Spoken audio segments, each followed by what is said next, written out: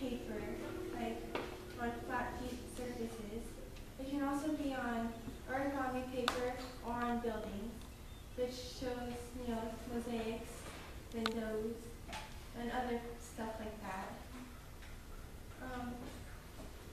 To make a tessellation, you just make a box, draw something weird on one side, cut it out, put it on the other side, and you have a tessellation, kind of like this, if you can see that.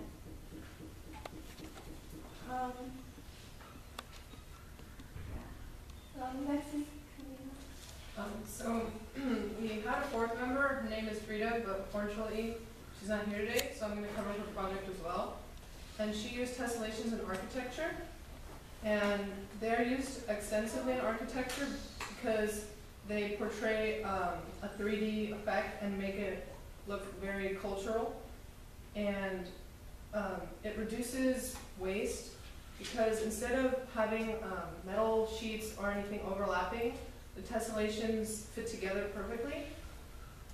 And they're easy to use if you're an architect in 2-dimensional, but if you're trying to build a 3-dimensional building, it's more complicated.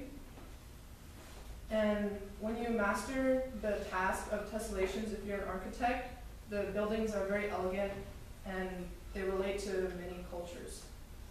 So that's Frida's.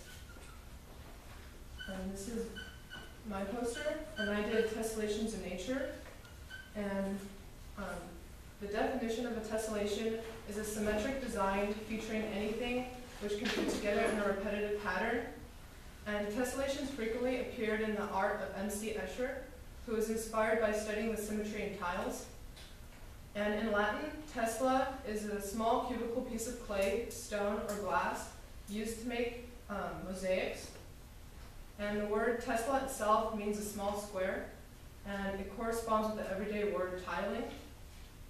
And I just have pictures of tessellations found in nature, either on butterflies or on trees and stuff like that. Hi, I'm Rihanna, and this is my presentation, tying everything in with history. And first, I'll discuss the etymology or meaning of the word tessellation. And it comes from the word tessella, and it also corresponds with the repeating patterns from different tessellations. And also, there are a lot of people who contributed to the discovery and history of tessellations. First is Johannes Kepler, and he made the first documented study of tessellations, and he actually created the first definition of them as polygons repeating themselves in a plane figure. And also there was M.C. Escher, which was a famous artist who created various art pieces, and most of them were tessellations. And so the first artworks of tessellation were found in structures of the Sumerians who used and carved brick and in their buildings. And also, first I'll discuss what exactly are tessellations. They're a collection of figures that cover a plane with no gaps or overlaps, and they fit together to form repetitive patterns. And also, tessellations can be found everywhere, like tessellations of all kinds and colors, and they can be found in nature, as Camille discussed, and in architecture, as Frida's project covered. And overall, tessellations date way back to the Sumerians, but they can still be found in historic buildings like mosques, churches, and other structures like the Hagia Sophia in Istanbul. And tessellations are also found in nature, but in conclusion, tessellations were used and discovered in history by famous people like M.C. Escher and Johannes Kepler. But today, tessellations can be found almost anywhere. Thank you.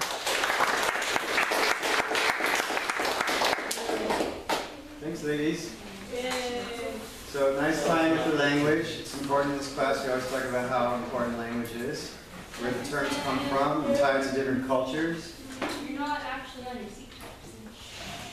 Of course, you tied into the arts and architecture, history, and science through engineering. So nice job. Thanks for covering, Frida. Anyone else have any questions for the group before we move on to the next one?